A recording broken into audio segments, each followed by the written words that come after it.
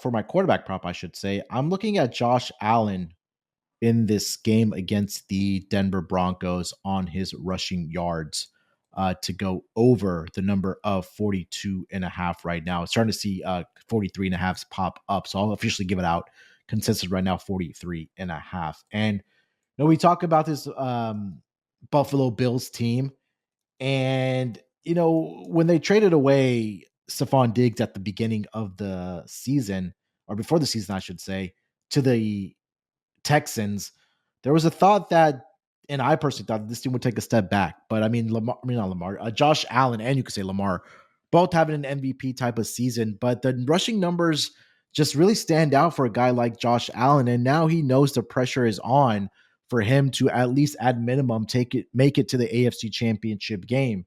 And if you take a look at what he's been able to do rushing yards wise in the playoffs, and in particular in the wild card round, where obviously you lose, you're going home, he's putting it on his shoulders, or I should say on his legs, to rack up the rushing yards. So he's played in 5 career games, Sleepy, in the wild card round. He's had 54 or more rushing yards in 4 of those 5 games. 74 against the Pittsburgh Steelers. He only had 20 against the Dolphins, but then prior to that, 66, 54, and 92 in his first game in the playoffs against the Houston Texans. Now, you take a look at this Denver Broncos defense. They led the league in sacks this season as a total defense. And I think when it comes down to that, if the pressure does get to, or some of these linebackers in the pass rush is getting to Josh Allen, I think that he's going to utilize his legs and take off with the football, keep his ability to rush, and keep the offense ahead of the chains. Because if you fall behind the chains, it's very, very difficult, to win football games, especially when you're in the postseason, Sleepy. That every possession, every down, every play matters. And I know they haven't really faced the Broncos scrambling quarterbacks this season.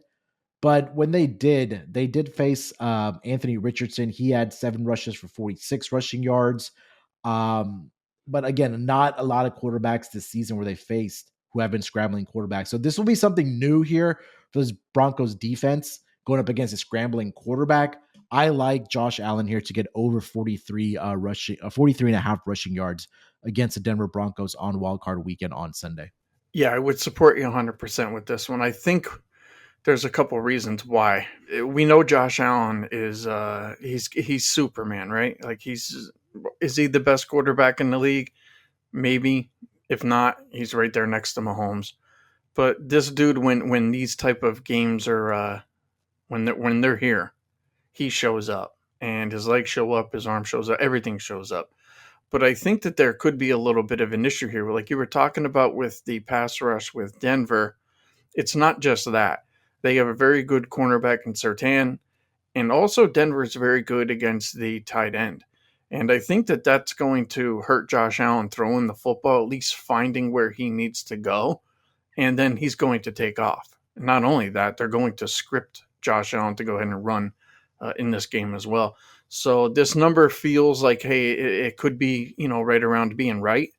But I don't think for the situation and for the way that Josh Allen shows up in these type of games. And I think that, kind of just matchup wise, it really suits Josh Allen to go ahead and probably run the ball quite a bit in this game. So there's a lot of reasons. I like a lot of reasons you gave.